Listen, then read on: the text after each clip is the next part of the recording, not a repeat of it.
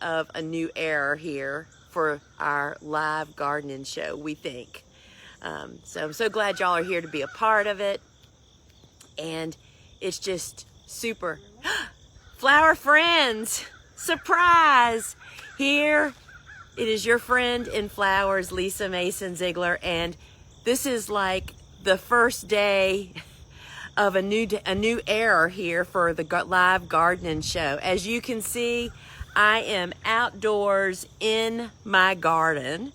We are not inside on a stage, and I want to just say I wish you guys could have been here with my sister and I getting this set up. What you have to understand is this camera has to be hardwired for the Wi-Fi. The Wi-Fi signal is not strong enough, so we're actually hardwired to the internet. So we're literally dragging a 300-foot cord, which is going to make this very, very interesting. But friends, we are going to walk through my garden. I may even cut a few flowers. We have bees, monarchs, and gorgeous crops on the brink here, and I am so glad that you are here to join us. So before we get started, if we've never met before, my name is Lisa Mason Ziegler, and I am the owner of the Gardener's Workshop, which started as a little city flower farm. You know, sister, you might put your hand on this. The wind's blowing. Lots of new pieces to this show, y'all, and our first outdoor experience. So what started as a little city flower farm has grown into so much more, and I'm just so pleased to be able to bring you a whole new level of seeing what it's all about here on my farm. So what is happening for me is I am now on a mission to help empower other people to grow cut flowers, whether it is for profit or for pleasure. And I do that by sharing what I'm doing with the same tools, seeds, and supplies, and of course my books and courses and all kinds of resources to help you do that. We have it all available for you. So friends, we are just going to jump in here and start the show, and we're going to do that by starting with filling up my harvest bucket that I'm going to actually use, my harvest container. And so let's just see how this goes, friends. Snafu number one, camera went down because I got caught on the cord. So y'all meet Rosie. This is my golf cart, which is what we've used for all these years, pulling a trailer, but for like now, I can fit 6 buckets back here.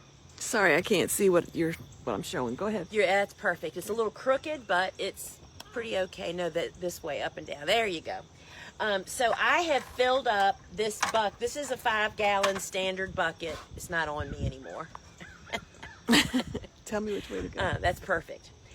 This is a 5-gallon bucket, which is what we typically use for harvesting. However, because I'm just going to do a few little harvests as we're walking through the garden, I'm going to be using our harvester, which is perfect when you don't have a lot of a flower. So this bucket has been filled to the first fill line on my stick. That's 1 gallon of water. And what I'm going to do, I've lost the CVBN tablets. So we're just going to pretend, y'all. So I would have dropped a CVBN tablet in, that is the chlorine pre-treatment for our flowers, and that would have been in this water dissolving. And the reason I do that is so that I can then pour it into the harvester, because these holes are pretty small. You don't want to be measuring and guessing and all that. So this is basically, I would have put the pre-treatment in here, and then I like to fill each hole up halfway. And even if I'm only going out for a handful of flowers and I'm not sure I'm going to fill all 3 holes, I still, thank you. Too late. And the show person comes out. So this is the CVBN tablet, and that would have gone into that water, which is a pre-treatment. So I fill up each hole because having the weight in each one of these really makes this really not be tippy, y'all. So we're gonna now head over to the garden.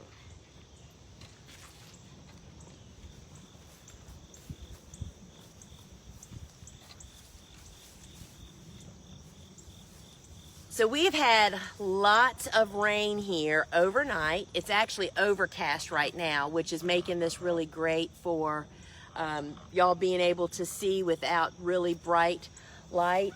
But a lot of the flowers are wet, and so normally I wouldn't be cutting wet flowers, but for you, I'm gonna do it.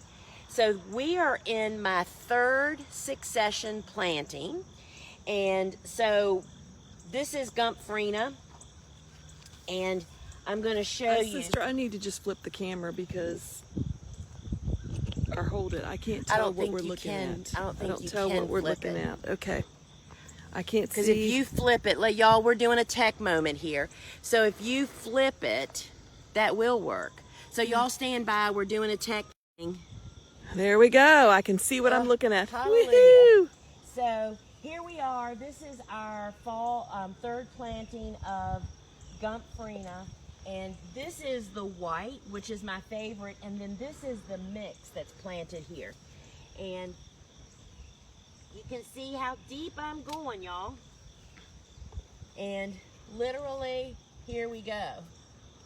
So I would pull that off. And you know, when you're harvesting flowers for cuts, it's really all about doing everything you have to do to make it last longer. See all this stuff? I mean, that's not going to be seen in the arrangement, but it's going to help suck the life out of the vase. So there you go. Look at that Gomphrena. Look how beautiful that is.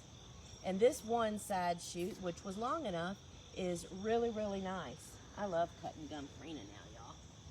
So I'm cutting the center. This is the first cut of this crop of Gomphrena.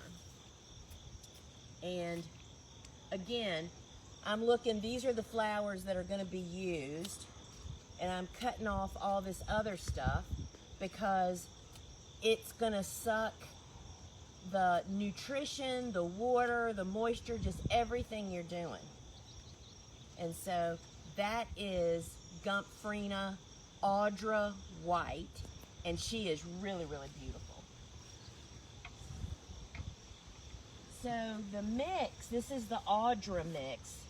And it has the bicolor rose and the pink and the white. So it's really nice, you know, if you're not set on one color, buying one pack of seeds to actually get them all. And look how beautiful it is in the garden. I mean, look how tall it is. Can y'all tell? I mean, you know, I mean, it's hip high. And I'm going to cut. So I'm just going down and just going all the way down and cutting the center stem. And I also want to mention, this is not netted. None of these beds are netted, which is a problem.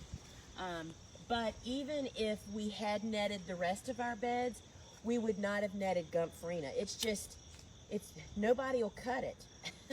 It's just too tangly and the big, oh, didn't mean to do that.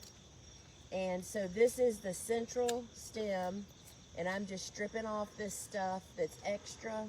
These are like extra mouths to feed, right? And so, gosh, that's pretty. And so it just has all three of these. And let's try to find a straighter one.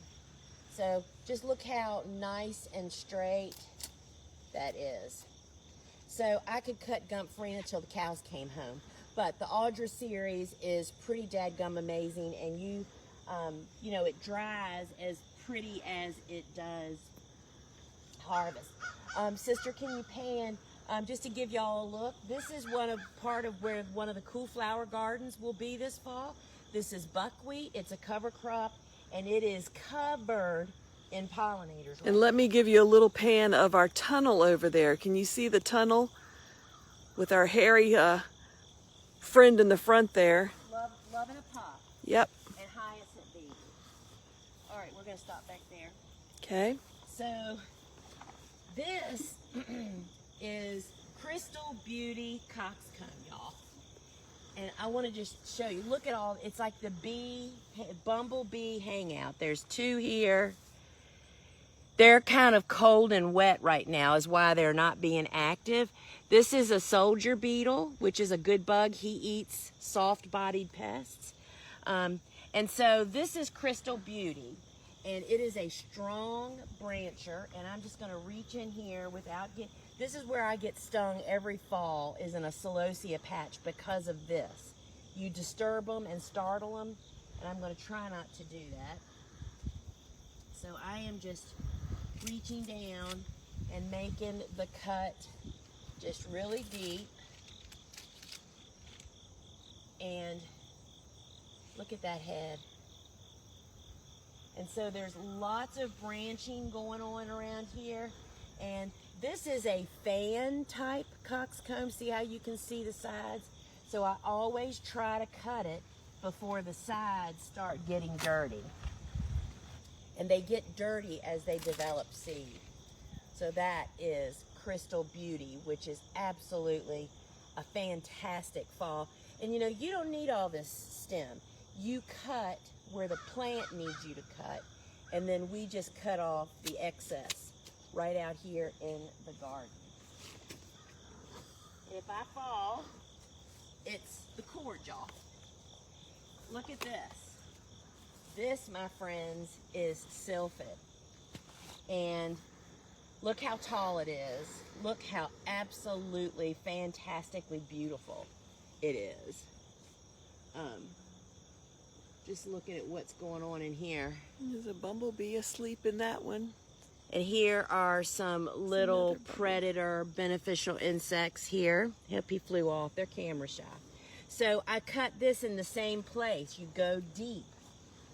Go down, because the regrowth grows the tallest and the straightest from way down on the plant. So this is how I do this. And Susie, when we're finished with sylphid, why don't we bring up the gloves and the hat, the pouch, and the clippers? I was supposed to do that earlier, y'all. So this is sylphid. And this is the stage that I really love cutting, when it's not really, see how this one's starting to spread, which is really beautiful, but I like it like this too. This is earlier. You just don't want them to start getting dirty as they develop seed. And so then we'll just drop these off, and again, those will be incorporated back into the garden, right? No sense in carrying extra stem indoors. I just wanted to highlight, while we don't have sun here today, we do have mist going on, and that's one of the many reasons that I love the pith helmet. You can wear it in rain. It doesn't warp, and it actually has a headband inside of it that you can adjust so it fits any size head. It's got a little sweatband going on there. That you can take out and wash. And you can take it off and wash it, as well as the key, you know, this is why does the mailman and safari people wear a pith helmet? Because this band kind of holds the hat up off of your head. It allows more air circulation. We live in these hats. We absolutely love them. So this is sylphid. Oh, I was gonna tell you about the gloves. And so you can see we literally wear these gloves for everything. And they are the Atlas lightweight gloves. They have a nitrile touch or a nitrile dip on them. So if you have a latex issue, it's not a problem. They come from extra small to large in assorted colors. And you can see how they fit me. They fit kind of like a surgeon's glove, and that's exactly what you want. You just don't feel impaired at all. We've always called them second skin. You mean you literally, you just kind of forget that you have them on, and they're cool in the heat of the summer. And what size do you wear? I wear, these are mediums, and I have a kind of long fingered hand. I usually wear a large in most other, but this is how you want them to fit, like a surgeon's glove, like a pair of pantyhose. And I wear an extra large women's gloves off the shelf, and I also wear a medium. They're unisex. So they kind of run a little big, for ladies anyway. And we absolutely love them, and they come in a 1-pack or a 4-pack. I mean, I think they're like $8.95 a pair, y'all. We wear them for a full season, and I just can't say enough about them, and they save your hands. You destroy the skin on your hands stripping flowers. If you think you're tough doing that, it's just, you need to wear gloves, okay? And then of course I've got my handy dandy pouch on my hip. This pouch is literally almost 20 years old, and why we love them is they have a clip. Instead of you needing to wear a belt to have a loop, you can just slide it onto your pocket. And these are the lightweight shears that I use. They're actually bonsai shears. And I use it for all my harvesting. They're small, they're easy on my hands and my wrists. And there's always a pouch on my pocket, which means I never lay my clippers down, y'all, which is the key to having clippers for years, right? All right, so watching the cord, this is the beautiful Selway. You know, I have mentioned before what amazing habit this Celosia has. Look over here. There's a bee party going on right here. And sister, I want you to go down there. I want y'all to see where I've cut previously and look at all the new growth. That's why you cut. Oh, we're waking the bees up. That's why you cut really deep. So that's one plant that she's cut the center out of, and all those little stems are coming back up from that one plant. So I'm trying to find one to cut that without a bee. Doesn't have a bee, so stand by. I'm gonna go for this one. And these are side branches, actually. I'm gonna cut all of these off the same plant. As we watch the bumblebee here on the end, looks like he's in a rodeo. So I am just kind of, a lot of times when I'm harvesting in the garden, I'm looking at like what's in the pathway, what's in our way. I'm going to cut that first before I cut in the center. And there went oh, there's a frog, sister. Where is he? Right here. Oh, I see him. Oh, there he went. He just jumped. I saw him jump. I got that live action. And so this is the Selway terracotta. This is a great color, not only for fall, but it kind of will blend with whatever you put it with, right? And again, I'm just gonna, I always line the heads up is the way I want them, and then cut the bottom even before I drop them into the bucket. Now, next up here, my favorite marigold.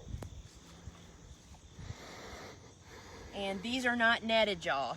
This is White Swan, the no fragrance, beautiful buttercream. And I'm gonna cut this one. These are laying down since the rain last night. Can you get that, sister? So yep. Potentially look at all the blooms you're losing. So I'm gonna just go in there and cut deep. And since it happened last night, they're not yet turning up on the ends, so we can still maybe salvage them. So I am going to, we always strip while we're cutting. I mean, it just makes extra work to take them somewhere else. And, but see how this is already crooked? That's because it was laying down, and you don't want that. It really, you think you might be able to use that in a bouquet? It definitely says that was a crooked stem. And we're gonna get rid of all of the low stuff on here. This is a marigold. They don't actually sell it as no fragrance. They say low fragrance, but we find that there is little to no fragrance. We have super sniffers here on our farm. And that one, hold that big one stem out. That is a great bouquet starter. You can build a great bouquet around that little frame. And so that's my strategy when I'm cutting, it's like, all right, see all these ones that are down here on the side? I wouldn't even look at the middle yet. I would just cut all of these guys. But this buttercream white swan is just an amazing, useful, long-lasting. We have some in the building that are going on 3 weeks, and they still look pretty amazing. And then here is our standard marigold. This is the marigold mix, and this is the stage. Y'all see there's water still. Marigolds is one of the crops, just like sunflowers, that I don't mind cutting wet. Because it's the structure of their bloom, it's not a problem. So Suzanne would prefer if we would leave this, see these branches here, they're gonna go on to develop, and then that would be what she would consider the perfect bouquet frame. And so, but I'm gonna cut this one, and if I was selling to florists, they would love this, but y'all look how tall this booger is. Good God, I can't even see it all. Yeah. If you just left 2 little arms and put some eyes on her, she'd be a great scarecrow. So that is from the marigold mix, and I like cutting all of the colors when they're still a little green inside. That just tells you they're earlier on. And again, you don't need, I had a commercial customer that would kill for these long ones. But typically we'd cut it about right there. And that's what would go in. And that will stay hydrated with all that greenery on it, right? Yes, this is one of the few flowers that will stay hydrated unless you cut it in the heat of the day. With all this foliage on there, I might probably, if I wasn't distracted here talking, I'd probably pull off the stuff that doesn't really even matter to the bouquet, right? Mm-hmm. Like these 2 things down here, they aren't even in the picture. So there you go. All right, now let's look at some cosmos, and I may or may not cut these. They're wet, right? So Suzanne, stay there for a second. Let me get behind these ones laying down. Again, we're not netted, and here's the problem, right? So these are just one of my favorite. This is White Fizzy. See how she has that extra row of petals in the center? She is really, really beautiful. Cosmo blooms are pretty fragile. If they have water on them, they're just not going to last as long, but look how beautiful that is. And look how beautiful they are swaying in the garden. I know, they are. There's a reason that people just fall for cosmos, right? I can't resist cutting these, y'all. So Suzanne doesn't have to walk past them. And sometimes when you make a cut, it liberates the plant enough that it'll lift up a little bit sometimes. Not always. But this is Cosmo Fizzy. And you can't have enough cosmos for fall. They perform.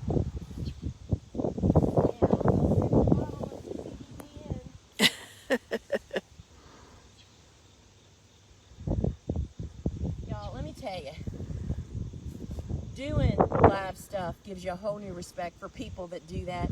Doing live stuff outside, I think we could use like 6 helpers. Okay, so starting right here to right here is the Cosmo Double Click Mix. So that means, and I'm not going to cut these. This is the Double Click Snow Puff. All the colors are available individually, but we from time to time plant the mix. If you have limited space, plant the mix. So that is the Snow Puff. Here is the best stage to harvest. As the blooms are just opening up, and you see that there's all these additional buds. This is all on the same stem. And that is the stage that we would cut. And then look at, this is Double Click Rose Bonbon. She is really beautiful. And you can see, here's a great example. Look how many little stems are here at the top of the stem. So I'm just going to strip this right here in the garden.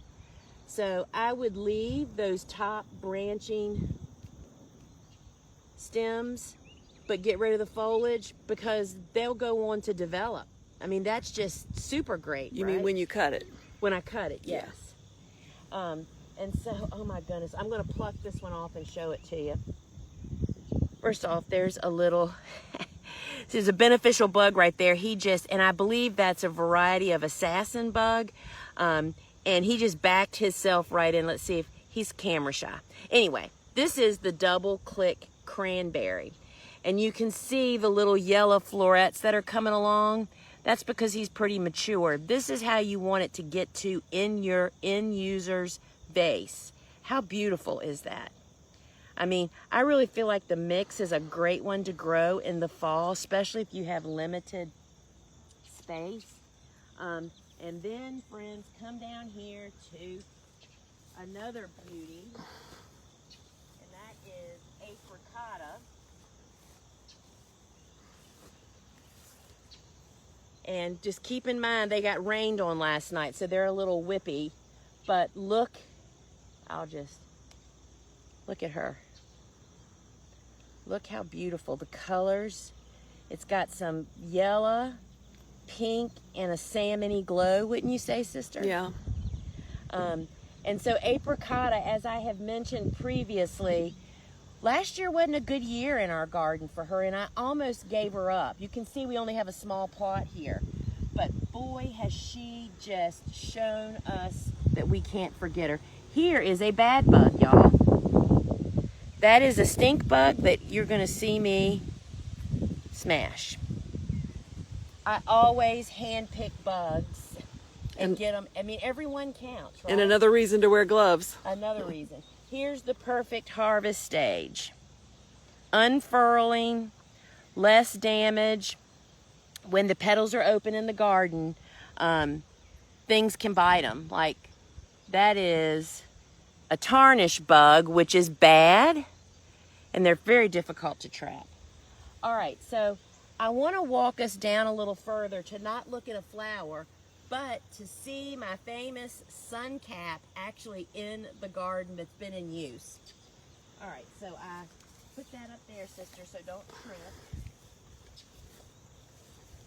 I'm tangled, so give me a second. Just don't fall, don't fall. All right, we'll see how far I can go. I guess we could stop. We don't have this seed stage to bring it up for you, but this is our ageratum that's kind of not blooming as much as she could because of the short days that we use for foliage also. But here is the sun cap. And so this sun cap has actually been out here for probably 4 weeks, and it's because it's got cool flowers planted underneath of it. So we're trying to come down here, sister. That's the plants that we really want to. I'm going to liberate you. All right, Lisa's going to go try to get the cord unstuck so I can go down further. But you can see how it's attached to the hoop here, and there's open space under it, and it just kind of shades the plants that are underneath of it. Looks like the nut grass likes it too. Sorry? So let me get ahead of you. It's not coming. So this is, what is this? Oh, this is the new Salvia Blue Better. And then down there are the snaps. And our goal, these are not for spring blooming. At least that's not our intention. We're hoping to get these to bloom this fall. We'll see. We have almost 2 months before our frost date. So we're trying to keep them cool. And you can see that we just use these big clips that we just get at any big box store. And we just roll up the sides and clip it on. And that's how you make a sun cap. Lots of air, but it provides shade. So Suzanne is going to walk that way, and I'm going to walk behind you. I'll try to pick the cord up once we get enough. So here's another view of the garden. I'll get the reel. Look at this buckwheat. I wished you all could hear all of the bees and pollinators buzzing around in this buckwheat. It's just beautiful. And then of course we have our bumblebee resting area. It's their rest station in all the Celosias. Look at this one. Bunch of them on there. All right.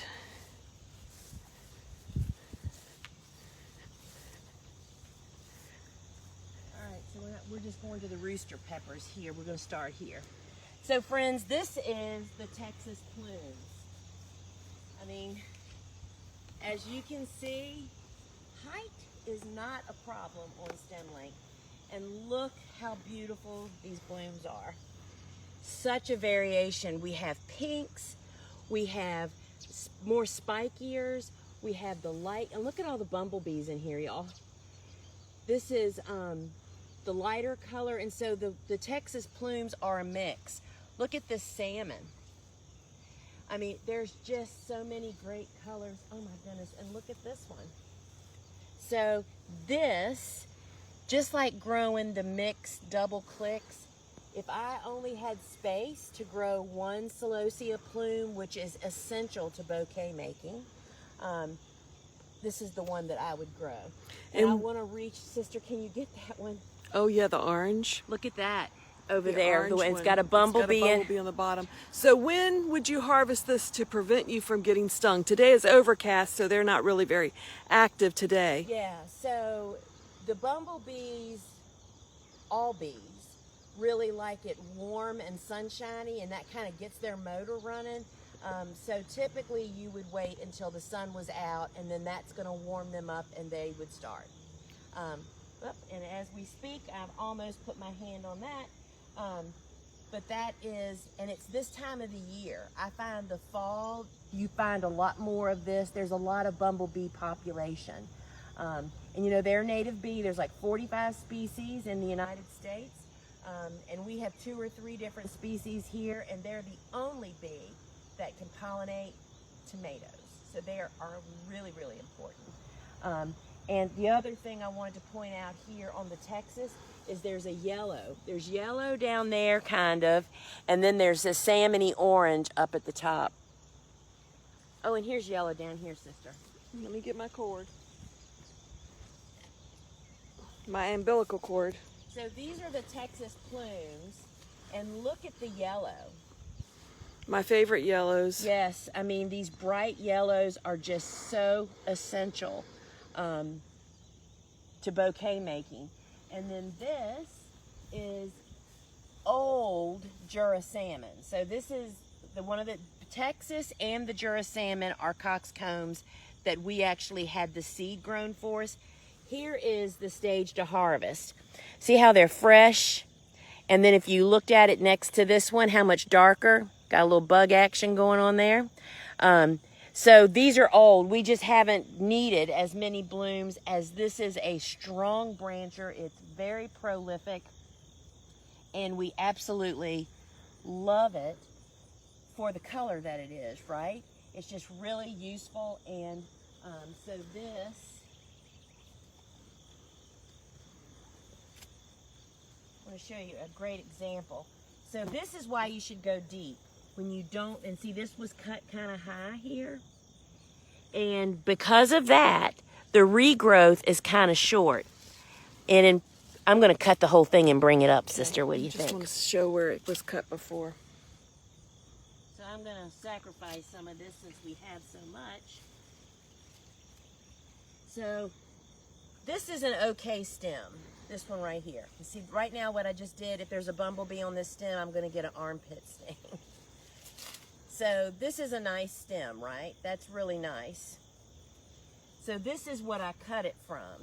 So I left about 3 inches in the garden, but this really should have been cut. Can y'all see that center? Mm-hmm. There you go. Yeah.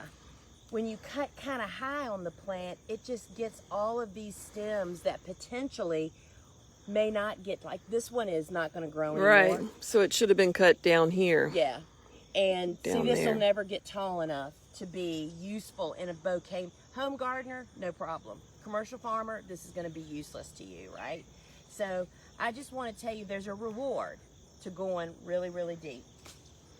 And then the last thing I want to show you out here in the garden is these are our rooster peppers. And let's get that bug, sister. Look at them. So this is why, see, these are the bad bugs, y'all. These are leaf-footed bugs, but look right here. So this is a group, and there's a juvenile. They tend to flock together, so we're going to get them. These are in the stink bug family. I saw one fly off. There's another one up there. And you just don't, you want to just kill them whenever you see them because they spread so much disease and injure the fruit of everything. Blooms, tomatoes, all of it. Okay, back to where we're supposed to be. This is the rooster peppers. You can see how tall they are and how the fruit is just set right at the top. And they're now starting to turn red. Yeah, they were totally green last time I was out here. Yeah, and so next week, we're going to be cutting these for making Wreaths. yeah, no, I'm sorry. I thought that was a leaf-footed bug that just landed on me. They will sting you. All right, so what is so special about the rooster peppers? It's because all the fruit's at the top, and look how easy this is and quick, which is what a flower farmer's always looking for, right? Streamlining labor to get those leaves off.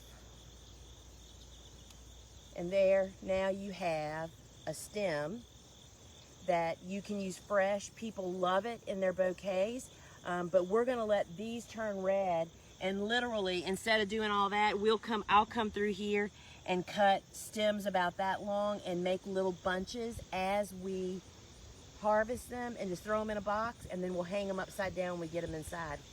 And so that is the rooster pepper, y'all. And you know, oh, sorry, I can't resist. Got him. Whenever leaf-footed bugs are so bad that I'll even get them with my bare hands, y'all. Sad to say, but it's true. So this is my fall. This is the third succession planted midsummer, which is the timing for my garden. And you know, I know that we've talked about it, but I'll mention it again. The big calendar journal, which is coming out this winter, is how I know when we're supposed to start seeds. I've got somebody on me. Yep, it was a bumblebee. He likes your yellow. Go on somewhere else, buddy. Thank you. I don't just know the right time to start all this stuff, y'all. It's a matter of sitting down with the calendar, with knowing what succession windows are possible, plugging my dates in and marking the calendar. So we are producing the big calendar journal that's coming out this winter, that on the cover sheet, which Susie Q is in the designing stage of it now, step by step of how you complete it for your garden. It is area neutral. Doesn't matter where you live. It's based on your first and last frost days and your winter lowest temperature, and you plug those in, and then you figure out when you're planting and then seed starting times are. And you go to the product, you want to get on the wait list. It says get notified. That's what you want to get on, because purchasing during the pre-sale means that you're going to get an invitation to a live workshop of me walking you through when you mark it up. And I would love for you to be there. So get on the wait list. And so friends, this is kind of the funnest thing that we've done in a long time, and kind of fun and exciting, and it's a new day. Trying to think about what wraps. So today is Wednesday. So tonight I do a regular scheduled show here inside of Comments. There's a hummingbird over there. Oh, it just flew off. There was a hummingbird on the yeah. We have so many good things between cosmos. I couldn't find the word. Butterflies, hummingbirds, bees, beneficial insects. It's just really a fun place to be. But tonight at 8 o'clock, right here inside the app,